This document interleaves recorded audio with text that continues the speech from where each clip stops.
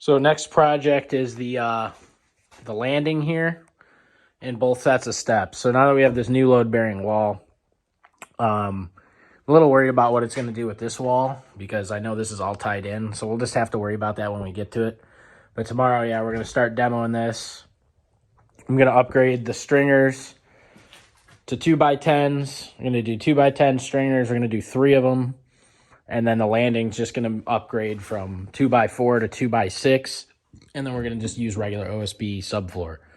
So we're going to tie it into this wall and then tie it into the block, and we'll be in good shape. So just want to get a nice before here video to show what's going on.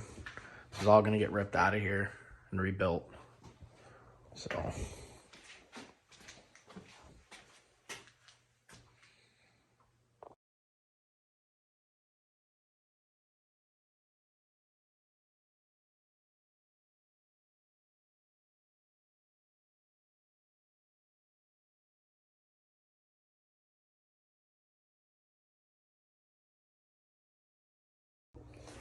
So I wanted to show the new stairs that we built here. We just left these open down here. This is just all new wood though. We just painted down here, so this is all wet. But yeah, I got 2x6 landing, stringer type construction for the steps. The old ones were just, like 1x.